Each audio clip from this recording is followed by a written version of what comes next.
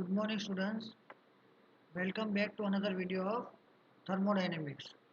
આપણો સબ્જેક્ટ છે diploma mechanical એન્જિનિયરિંગના થર્ડ સેમેસ્ટરમાં થર્મોડાયનેમિક્સ બરાબર.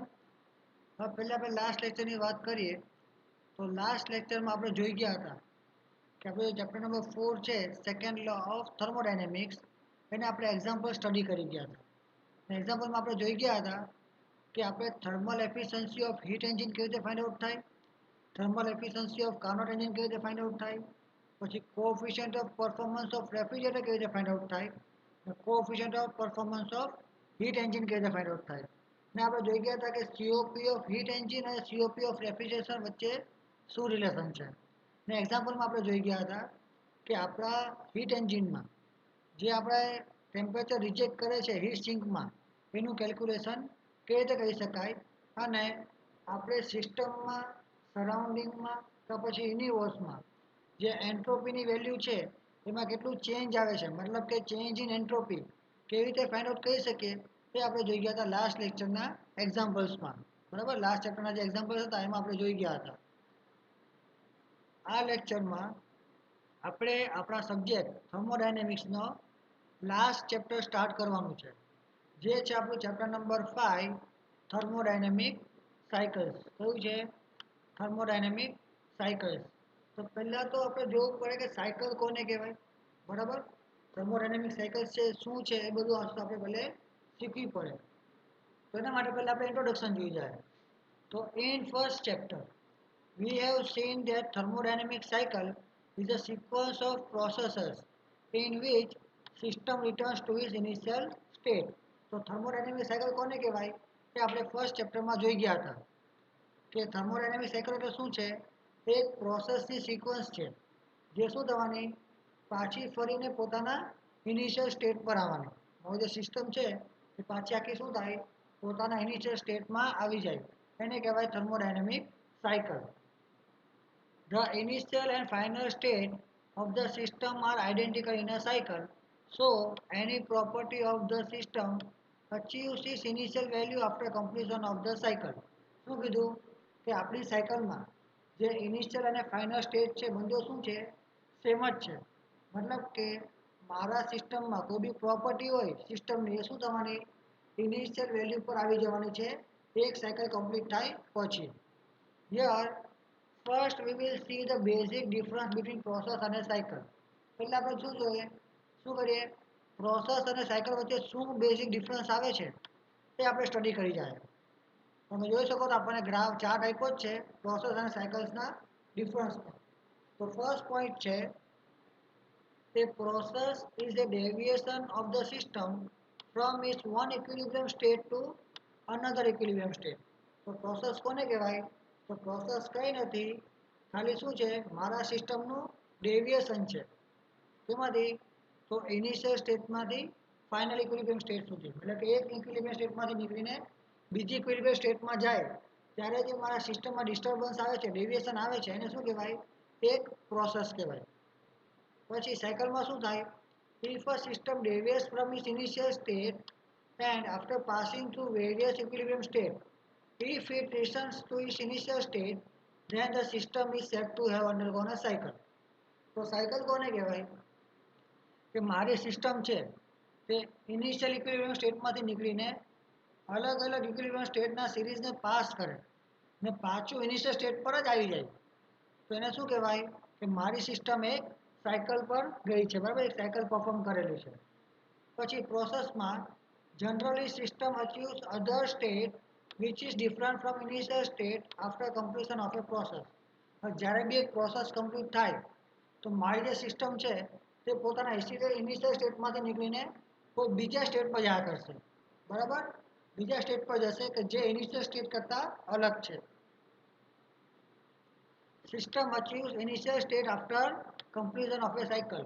જ્યારે કે આપણી જે સાયકલ છે તે શું થવાની છે, એક સાયકલ પતે પછી પાછું ક્યાં આવવાનું, પોતાની ઇનિશિયલ સ્ટેટ પર જ આવવાનું છે. Values of all state parameters change after completion of A process. આપણી જે વેલ્યુઝ છે, બધા પેરામીટર્સ છે સિસ્ટમના, બરાબર, એ એક પ્રોસેસ પતે પછી બધી વેલ્યુઝમાં શું થવાનું છે, ચેન્જીસ આવી જવાનો છે. જ્યારે કે values of all state parameters of a system do not change after completion of a cycle. એટલે કે સાયકલમાં મારા જે બધા પેરામીટર્સ છે જે મારા સ્ટેટ આપશે આપણા સિસ્ટમનો એમાં કોઈ બી ચેન્જ નથી આવવાના જ્યારે એક સાયકલ કમ્પ્લીટ થાય પછી. There should be minimum 2 equilibrium state in a process. આ પ્રોસેસમાં શું કીધું કે આપણને ઓછામાં ઓછા 2 ઇક્વિલિબ્રિયમ સ્ટેટ હોવા જોઈએ તો જ આપણી પ્રોસેસ કેરી ફોરવર્ડ થાય. There should be minimum 2 process in a cycle. જ્યારે કે સાયકલમાં શું થાય આપણે ઓછામાં ઓછા 2 પ્રોસેસની જરૂર પડે. એટલે કે પ્રોસેસમાં શું કીધું કે આપણને ઓછામાં ઓછા 2 ઇક્વિલિબ્રિયમ સ્ટેટ જોઈએ. Name of various process are as under: constant volume process, constant pressure, constant temperature, adiabatic અને throttling. તો વેરિયસ પ્રોસેસ કઈ કઈ આવે એમાં આવશે કોન્સ્ટન્ટ વોલ્યુમ પ્રોસેસ આવે, કોન્સ્ટન્ટ પ્રેશર પ્રોસેસ આવે, કોન્સ્ટન્ટ ટેમ્પરેચર પ્રોસેસ આવવાની, એડિયાબેટિક પ્રોસેસ અને થ્રોટલિંગ પ્રોસેસ કે જે આપણે ચેપ્ટર નંબર 3 માં જોઈ ગયા હતા.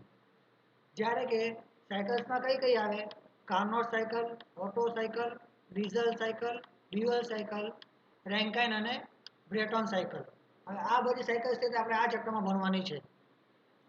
A process is shown on thermodynamic property as under. હવે પીવી ડાયાગ્રામ બતાવવું હોય તો પ્રોસેસ કઈ રીતે બતાવશે 0.1 to 0.2 બરાબર. જ્યારે પ્રેશર શું છે મારો કોન્સ્ટન્ટ છે અને સાયકલ કઈ રીતે બતાવાશે 1 to 2 પ્રોસેસ, 2 to 3, 3 to 4 અને પાછું 4 to 1 મતલબ કે ઇનિશિયલ સ્ટેટ પર આવે બરાબર. સમજ પડી ગઈ પ્રોસેસ અને સાયકલ વચ્ચે શું ડિફરન્સ આવે છે. તો important area for application of engineering thermodynamics are power generation and refrigeration. હવે એન્જિનિયરિંગ થર્મોડાયનેમિક્સના એપ્લિકેશન ઇમ્પોર્ટન્ટ એરિયા કયા કયા છે આપણા તો પાવર જનરેશન અને રેફ્રિજરેશન. હવે પાવર જનરેશનમાં શું થાય કે આપણે કોઈ સાયકલ પરફોર્મ કરીએ તો આપણે શું થાય એમાંથી પાવર મળે છે બરાબર. ને રેફ્રિજરેશનમાં શું થાય આપણે વર્ક આપીને શું કરીએ છીએ આપણે કુલિંગ કા હીટિંગ ઇફેક્ટ મેળવીએ છીએ બરાબર. Both power generation and refrigeration utilize system operating on thermodynamic cycle. જે બી પાવર જનરેશનની સાયકલ હોય કે પછી રેફ્રિજરેશનનું ઇક્વિપમેન્ટ હોય કે ઓપરેટિંગ સિસ્ટમ હોય એ લોકોમાં થર્મોડાયનેમિક સાયકલનું એપ્લિકેશન આવવાનો છે. In power generation, working medium of the system absorbs heat energy from the heat source of high temperature and work is developed from a part of the heat gain while operating in a thermodynamic cycle. હવે જે power generation વાળી વસ્તુ હોય એમાં શું થવાનું મારું જે વર્કિંગ મીડિયમ છે તે હાઈ ટેમ્પરેચર સોર્સમાંથી હીટ એબ્ઝોર્બ કરશે અને જે હીટ એબ્ઝોર્બ કરી એમાંથી શું કરશે વર્ક ડેવલપમેન્ટ કરશે જ્યારે થર્મોડાયનેમિક સાયકલમાં કામ કરશે ત્યારે the remaining part of the heat gain is rejected to the heat sink of low temperature. અને બીજું જે આપણે બચેલો પાર્ટ બચે છે આપણા હીટ ગેઇનમાંથી એ બધો પાર્ટ કેમાં જવાનો છે એ બધી હીટ રિજેક્ટ થઈ જવાની છે આપણા સિંક ઓફ લો ટેમ્પરેચરમાં. In refrigeration or heat pump, working medium of the system absorbs heat energy from the heat source of lower temperature and with the help of external work, the heat absorbed is rejected into the sink of high temperature while operating in a thermodynamic cycle. જ્યારે કે આપણા રેફ્રિજરેશનમાં કે heat પંપમાં શું થાય કે આપણું જે working medium છે તે શું કરશે હીટ એબ્ઝોર્બ કરશે લો ટેમ્પરેચરમાંથી અને એક્સટર્નલ વર્કના મદદથી શું કરવાનું છે હીટને રિજેક્ટ કરશે હાઈ ટેમ્પરેચર પર જ્યારે થર્મોડાયનેમિક સાયકલમાં ઓપરેટ થશે ત્યારે. Various thermodynamic cycles which are made up of specific sequential of process are known by different name as under. અલગ અલગ thermodynamic સાયકલ છે જે સિક્વન્શિયલ પ્રોસેસ ઉપરથી બનેલી છે બરાબર એના અલગ અલગ નામ છે જેમ કે આમાં આવશે કાર્નોટ સાયકલ આવે, એરિક્સન સાયકલ આવશે, Stirling cycle, Otto cycle, diesel cycle, dual cycle, Brayton cycle, Atkinson cycle અને રેન્કાઇન અને બેન કોલમેન સાયકલ. આટલી બધી સાયકલ્સ છે જે આપણે થર્મોડાયનેમિક સાયકલ્સમાં આવે છે બરાબર. હવે આમાંથી આપણે અમુક સાયકલ્સ છે જે આ ચેપ્ટરમાં સ્ટડી કરવાની છે. એના પહેલાં આપણે જોઈ જાય ક્લાસિફિકેશન ઓફ થર્મોડાયનેમિક સાયકલ. તો થર્મોડાયનેમિક સાયકલનું ક્લાસિફિકેશન શું આવે તો thermodynamic cycles are classified according to various considerations as under. તો નીચે આપણને થર્મોડાયનેમિક સાયકલનું ક્લાસિફિકેશન આપ્યું છે. તો થર્મોડાયનેમિક સાયકલ ચાર રીતે ડિવાઈડ થાય છે. એનું ક્લાસિફિકેશન ચાર રીતે થઈ શકે. પહેલું આવે અકોર્ડિંગ ટુ પાવર, બરાબર. પછી આવશે according to phase of working medium, according to circulation of working medium, ચોથું આવશે અકોર્ડિંગ ટુ રિવર્સિબિલિટી. બરાબર. આ ચાર મેઇન ટાઈપ છે જેમાં મારું સાયકલ છે તે ક્લાસિફાઈ થઈ શકે છે. કયું આવે? પહેલું આવશે અકોર્ડિંગ ટુ પાવર, પછી according to phase of working medium, according to circulation of working medium અને અકોર્ડિંગ ટુ રિવર્સિબિલિટી. મતલબ કે પહેલું શું છે? અકોર્ડિંગ ટુ પાવર, કે મારી જે સાયકલ છે એ કાં તો પાવર પ્રોડ્યુસ કરવાની છે કાં તો પછી પાવર એબ્ઝોર્બ કરવાની છે. એમાં એનું ક્લાસિફિકેશન થાય. સેકન્ડ આવે according to phase of working medium, કે જે મારો વર્કિંગ મીડિયમ છે એ કયા ફેઝમાં છે, સોલિડ, લિક્વિડ, ગેસ જે બી હોય, બરાબર, એના બધાનું ક્લાસિફિકેશન થાય. પછી આવશે according to circulation of working medium. મારું જે વર્કિંગ મીડિયમ છે એનું સર્ક્યુલેશન કેવું થાય છે, સાયકલના અંદર અંદર જ થાય છે કે ભાઈ સાયકલની બહાર બી થાય છે. પછી આવે અકોર્ડિંગ ટુ રિવર્સિબિલિટી, કે મારી સાયકલ છે તે રિવર્સિબલ છે કે નહીં. તો અકોર્ડિંગ ટુ પાવર વાત કરીએ તો બે આવશે. એમાં આવે પાવર પ્રોડ્યુસિંગ સાયકલ અને પાવર એબ્ઝોર્બિંગ સાયકલ. ને વર્કિંગ મીડિયમ પ્રમાણે કયું આવવાનું? ગેસ સાયકલ અને વેપર સાયકલ. ને અકોર્ડિંગ ટુ સર્ક્યુલેશન કયું આવશે? Close cycle, open cycle. ને રિવર્સિબિલિટી પ્રમાણે કયું આવવાનું? રિવર્સિબલ સાયકલ અને ઇરિવર્સિબલ સાયકલ. આ છે આપણું ક્લાસિફિકેશન ઓફ થર્મોડાયનેમિક સાયકલ્સ. પહેલી ક્લાસિફિકેશન કયું આવે છે? નેક્સ્ટ આવશે આપણું first type of classification, power producing cycle. કયું છે? તો પાવર પ્રોડ્યુસિંગ સાયકલ. તો પાવર પ્રોડ્યુસિંગ સાયકલ કોને કહેવાય? તો as scene earlier in third chapter, a system that works in a cycle and converts heat energy in work is known as heat engine.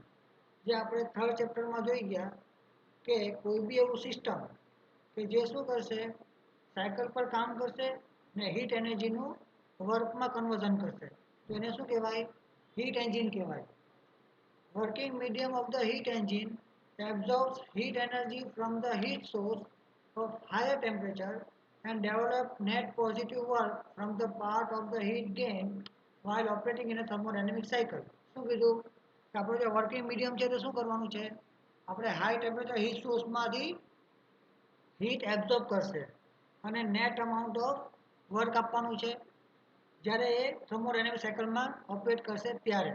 ને remaining જે heat બચી એ શું કરવાનું છે? રિજેક્ટ કરવાનું છે હીટ સિંકમાં, જે લોઅર ટેમ્પરેચર પર છે. તો thermodynamic cycles utilized in heat engine are known as power producing cycle.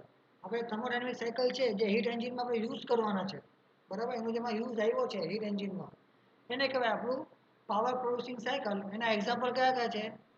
Auto cycle, diesel cycle, dual cycle, Brayton cycle અને રેન્કાઇન સાયકલ.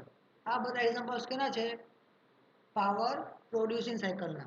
હવે જે ઓટો સાયકલ છે તે શું છે? આપણી ઓટો નામના વ્યક્તિએ એને ફાઇન્ડ આઉટ કરી હતી એટલે એને શું કહેવાય? ઓટો સાયકલ કહેવાય, બરાબર. પછી ડીઝલ સાયકલ આવે. ડ્યુઅલ સાયકલ એટલે શું થાય? બે સાયકલનું કોમ્બિનેશન. પછી આવશે બ્રેટોન સાયકલ અને રેન્કાઇન સાયકલ. આ હતું આપણું પાવર પ્રોડ્યુસિંગ સાયકલ. સેકન્ડ આવે પાવર એબ્ઝોર્બિંગ સાયકલ, કે જે પાવરને એબ્ઝોર્બ કરશે. તો as seen earlier in third chapter, a system that works in a cycle and rejects heat into high temperature region by absorbing it from low temperature region with the help of external work is known as refrigerator or heat pump.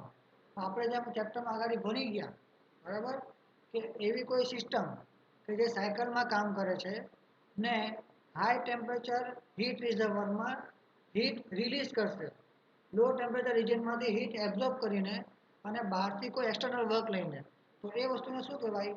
Refrigerator કહેવાય, કે પછી એને શું કહેવાય? Heat pump કહેવાય. Working medium of refrigerator or heat pump absorb heat from high heat source of low temperature with help of external work. Heat absorbed is rejected into sink of higher temperature while operating in the thermodynamic cycle. मतलब કે જે વસ્તુ આપણે ઉપર જઈ ગયા એ વસ્તુ કે મારું વર્કિંગ મીડિયમ છે રેફ્રિજરેટર કાં પછી હીટ પંપમાં શું કરશે, લો ટેમ્પરેચરમાંથી હીટ એબ્ઝોર્બ કરશે, અમુક વર્ક લેશે એક્સટર્નલમાંથી અને હાઈ ટેમ્પરેચર પર હીટને રિજેક્ટ કરશે જ્યાં થર્મોડાયનેમિકમાં સાયકલમાં કામ કરશે ત્યારે. Thus, external work is necessary for transferring heat energy from low temperature region to high temperature region. તમારે આપણે કહી શકીએ કે આપણે જો લો ટેમ્પરેચર રિજનમાંથી હાઈ ટેમ્પરેચર રિજન પર હીટ એનર્જીનો ફ્લો કરવો હોય તો આપણે એક્સટર્નલ વર્કની જરૂર પડવાની. તો thermodynamic cycles utilized in refrigerator or heat pump are known as power absorbing cycle. એવી બધી થર્મોડાયનેમિક સાયકલ કે જે રેફ્રિજરેટર કે પછી હીટ પંપ બનાવવામાં કામ આવશે એને શું કહેવાય, પાવર એબ્ઝોર્બિંગ સાયકલ્સ કહેવાય. Generally power absorbing cycles operate in reverse direction compared to power producing cycle. મારી જે પાવર એબ્ઝોર્બિંગ સાયકલ છે તે પાવર પ્રોડ્યુસિંગ સાયકલના રિવર્સ ડાયરેક્શનમાં કામ કરશે. એને કહેવાય રિવર્સ કાર્નોટ સાયકલ તો પછી રિવર્સ બ્રેટોન સાયકલ, એને કહેવાય બેલ કોલમન સાયકલ. આ બધા એક્ઝામ્પલ્સ કેના છે, પાવર એબ્ઝોર્બિંગ સાયકલ્સના. સમજ પડી ગઈ? થર્મોડાયનેમિક્સ પાવર એબ્ઝોર્બિંગ સાયકલ કોને કહેવાય અને પાવર પ્રોડ્યુસિંગ સાયકલ કોને કહેવાય. હવે આ લેક્ચરમાં કોઈ પ્રોબ્લેમ હોય કે ડાઉટ હોય મને કોન્ટેક્ટ કરી શકે છે, મેસેજ કરી શકે છે કે પછી કોલ કરી શકે છે અને કોમેન્ટ સેક્શનમાં કોમેન્ટ પણ કરી શકે છે. આ વિડીયોને લાઈક અને શેર કરો, ચેનલને સબસ્ક્રાઈબ કરો. Thank you for watching this video.